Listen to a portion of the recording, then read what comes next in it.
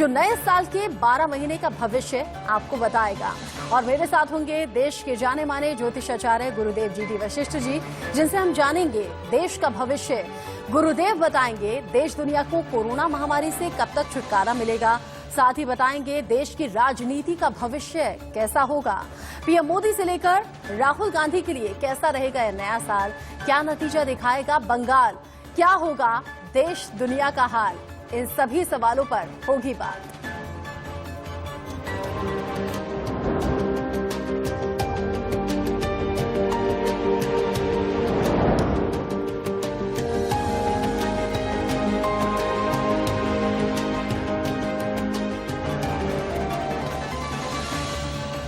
तो ज्यादा वक्त न गवाते हुए इंडिया न्यूज के खास कार्यक्रम मंच के इस खास एडिशन की शुरुआत करेंगे और गुरुदेव जी डी वशिष्ठ जी का स्वागत करते हैं। गुरुदेव, बहुत बहुत स्वागत है आपका इस खास प्रोग्राम के खास एडिशन में। 2020 जैसे जैसे बीता है बहुत कुछ सिखाकर गया है, बहुत कुछ बताकर गया है और 2021 को लेकर कई सारे सवाल लोगों के जहन में हैं। सबसे पहले दर्शकों को यही बताइएगा, 2020 जैसा तो हम कुछ नया नहीं देखने वाले हैं ना? कोई ऐसी आपदा, कोई ऐसी विपदा, कोई ऐसी महामारी तो नहीं होगी?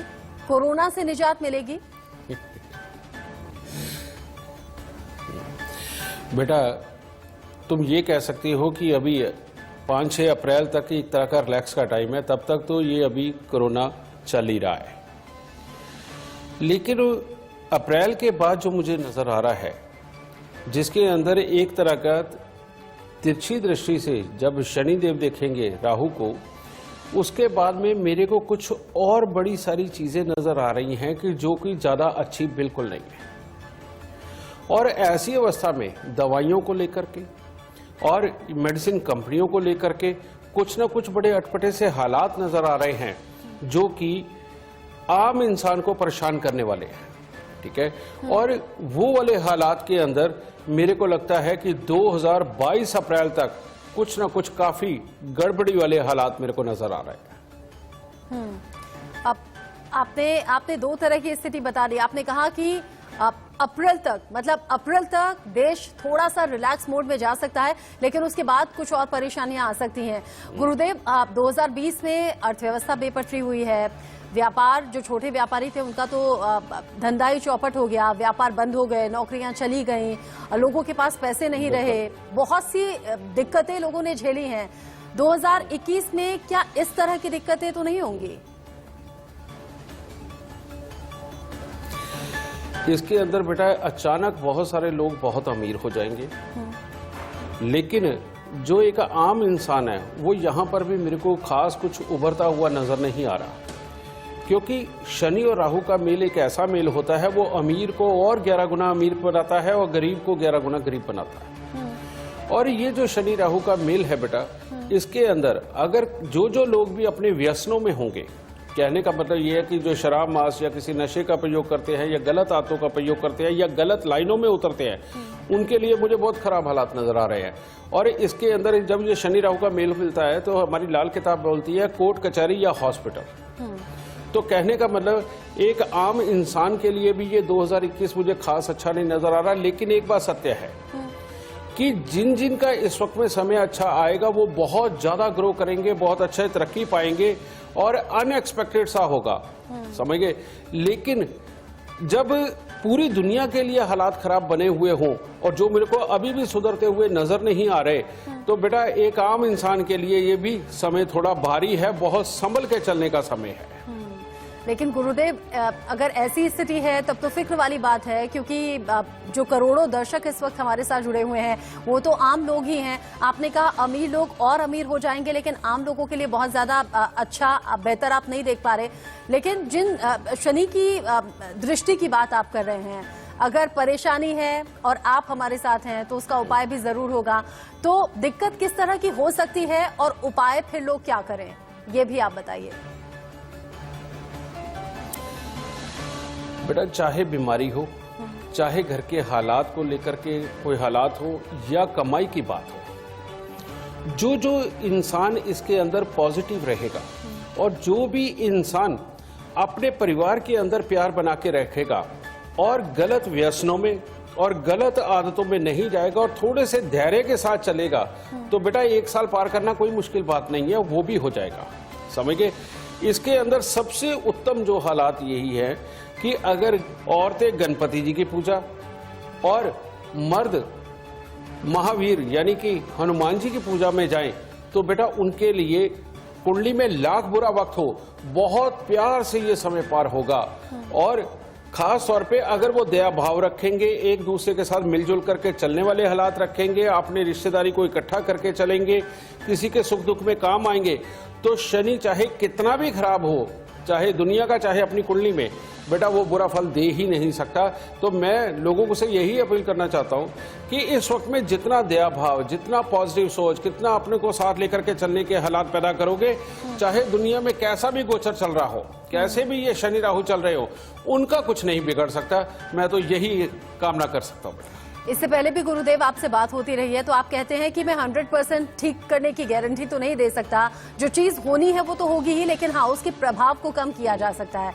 आप दिक्कत परेशानियों की बात अगर कर रहे हैं, आप कह रहे हैं महिला गणेश जी का ध्यान करें, उनकी पूजा करें, जो पुरुष हैं वो बजरंग बली का ध्यान करें, लेकिन पूजा करते वक्त कुछ खास विधि विधान है, कोई खास मंत्र है? बेटा कहते हैं कि फूल अगर ना मिले तो अपने श्रद्धा के फूल अर्पण करने चाहिए।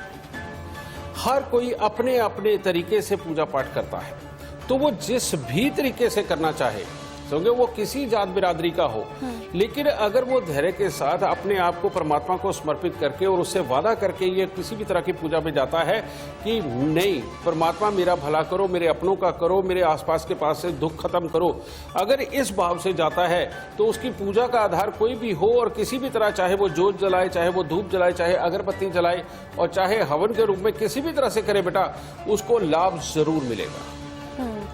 आपने कहा कि परिवार का साथ है, रिश्तेदारों का साथ है, अपने ऐसे दोस्तों का साथ है जो मुश्किल वक्त में साथ आते हैं, इससे बड़ी ताकत कुछ होती नहीं। आपने कहा 1 साल किसी और तरह से निकाल लें, मतलब 2021 अगर गुजार ले तो 2022 क्या बेहतर होगा।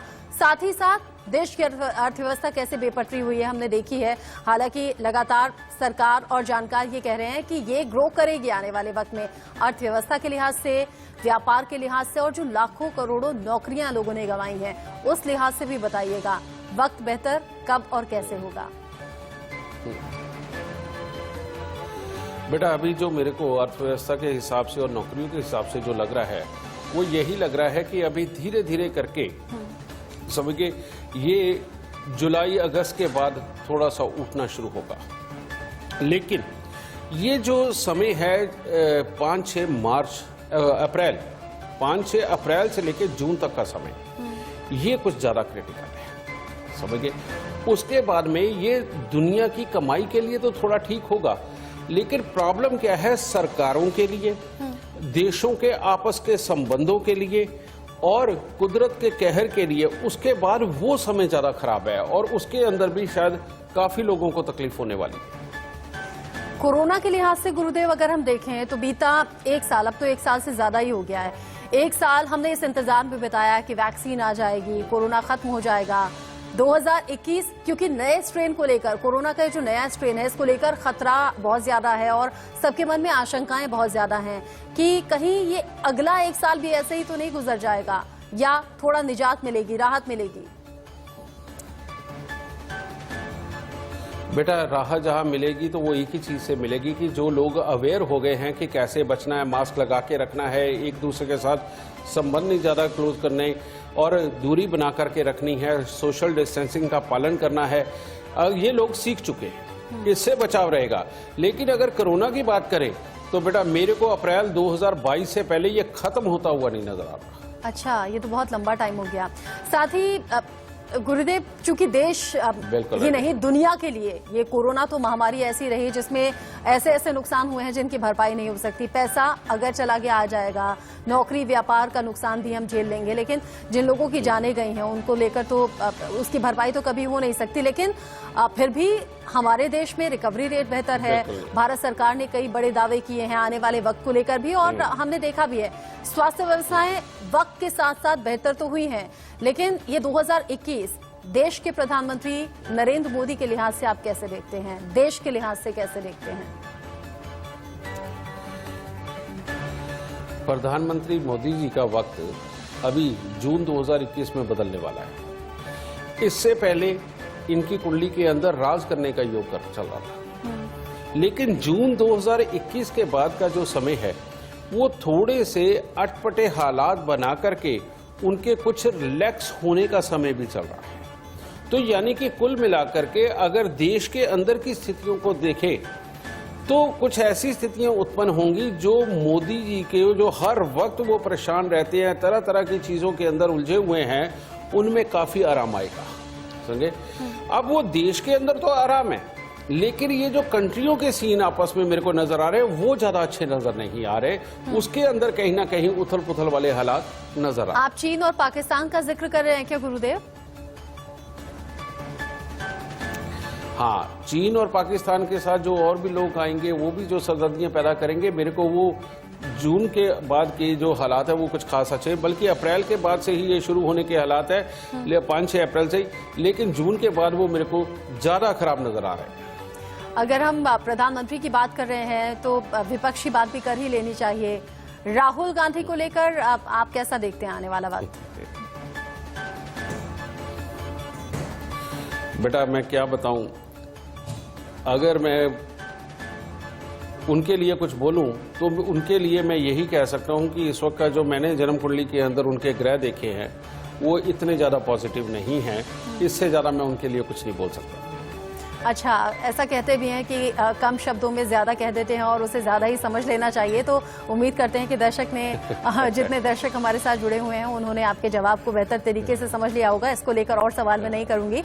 अब चूंकि आने वाले वक्त में बाकी राज्यों में चुनाव भी आने वाले हैं और हम तो देख रहे हैं पश्चिम बंगाल में नए साल में चुनाव होने हैं और उसको लेकर लगातार हर पार्टी जमीन पर उतर रही है, लोगों के बीच जा रही है।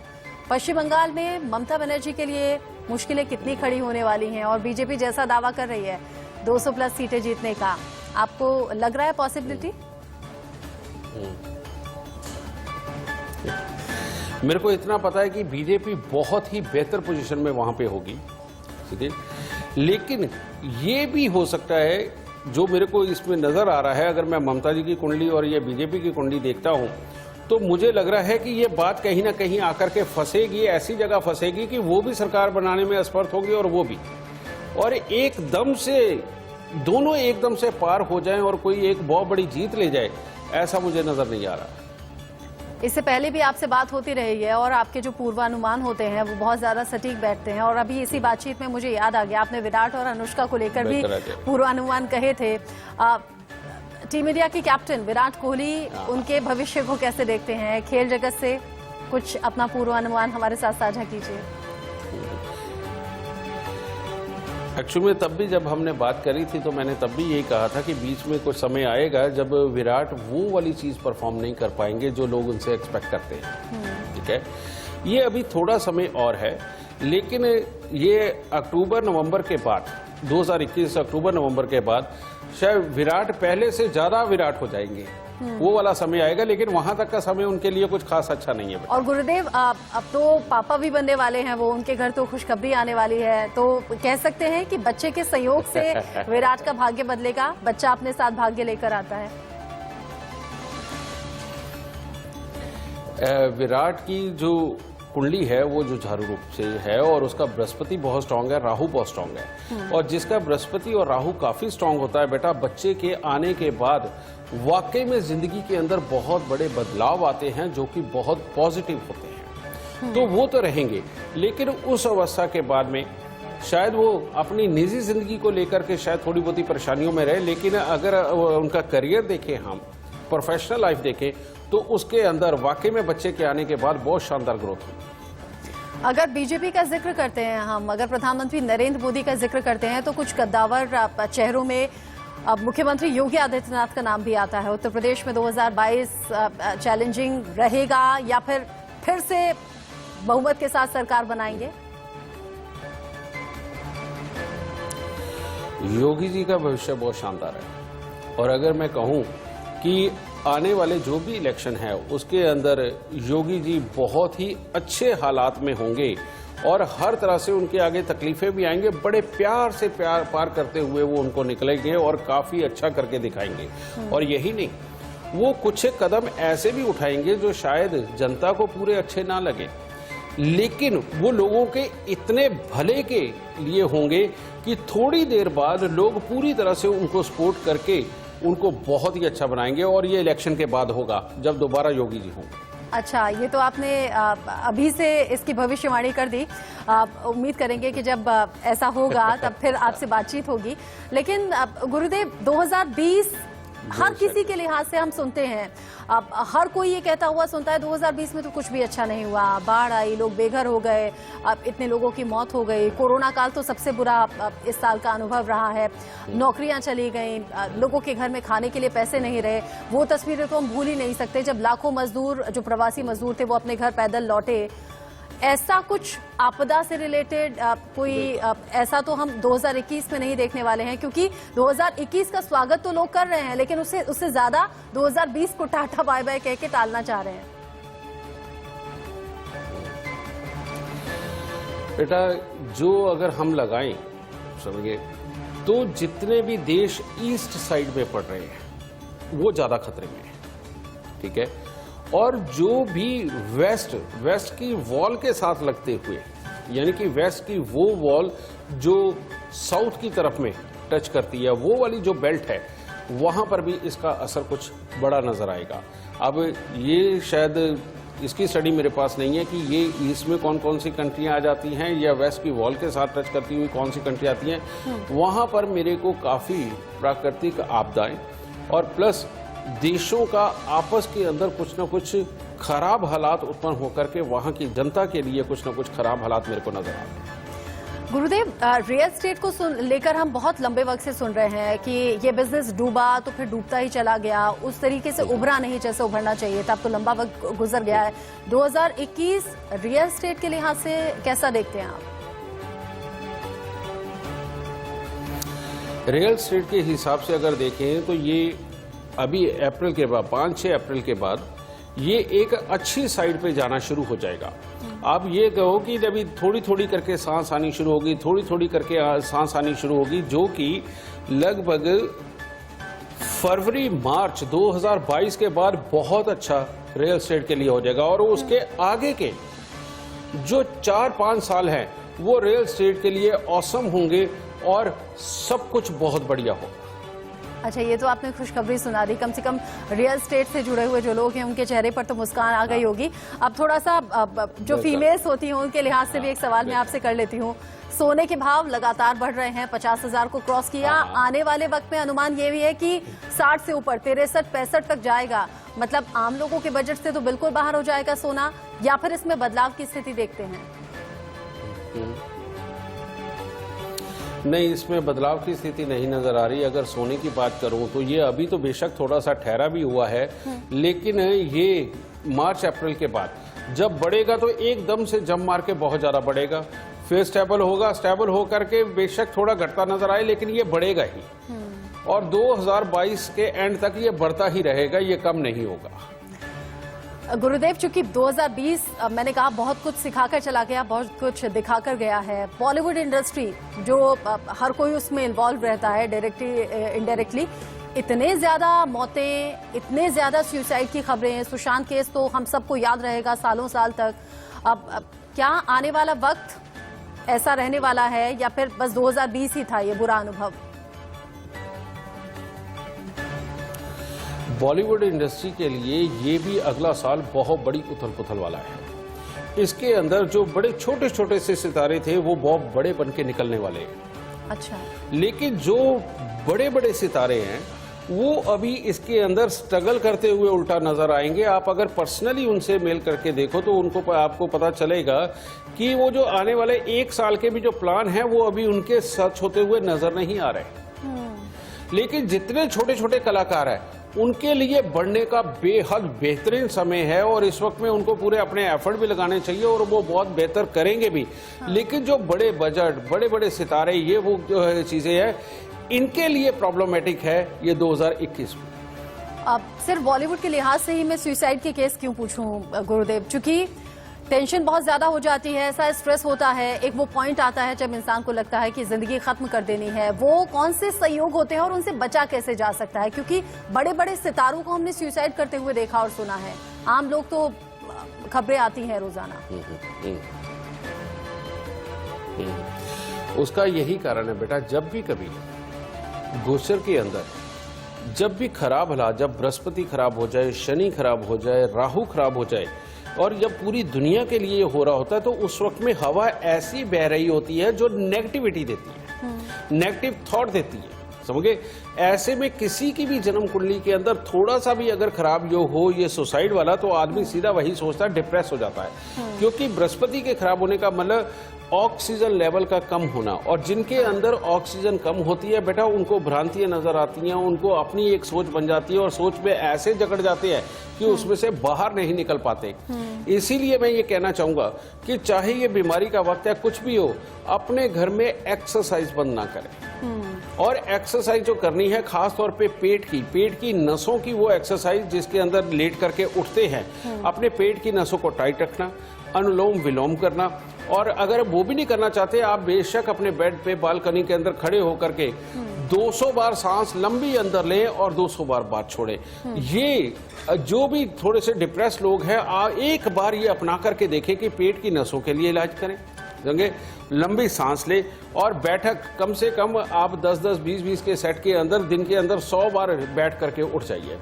जो भी इंसान ये करेगा वो बिल्कुल डिप्रेस नहीं होगा। कारण ये है कि जन्म कुंडली का 9वां घर ये लॉन्ग बोन होती है। यही लॉन्ग बोन, इसी में से बेटा हमारे व्हाइट सेल्स, रेड सेल्स, ये सारे जनरेट होते हैं। यही वो स्थान है जिसमें से हमारा खून बनता है, और खून इधर बनता रहेगा, ऑक्सीजन को हम ले जाते रहेंगे। खून और ऑक्सीजन का मेल एक ऐसा है, नेगेटिव थॉट कभी नहीं देगा। जब खून बनना कम हो जाता है और ऑक्सीजन मिलनी कम हो जाती है, तब जाकर के नेगेटिव थॉट अपने पे हावी होते हैं, तब फिर कुदरत अपना चाल चल जाती है और इंसान पूरा काबू में नहीं रख पाता अपने आप को। और कहते भी हैं कि एक्सरसाइज से शारीरिक फिटनेस तो बनी ही रहती है, आपको तनाव से दूर भी रखते हैं, और तनाव ही वो ऐसी चीज है जो मन में नेगेटिव ख्याल लाती है। बिल्कुल। बहुत शुक्रिया गुरुदेव हमारे साथ जुड़ने के लिए, आपसे बात करके बहुत अच्छा लगा। ऑक्सीजन का मिलना हमारे दर्शक आपसे जितनी भी बातें जान पाए उसके लिए बहुत बहुत धन्यवाद आपको, बहुत बहुत धन्यवाद। आपने अपना कीमती वक्त निकाला, बहुत शुक्रिया हमारे साथ जुड़ने के लिए। माता रानी सुख दे, खुशियां दे, कामयाबी दे। चलिए, मंच के इस खास एडिशन में अभी के लिए बस इतना ही।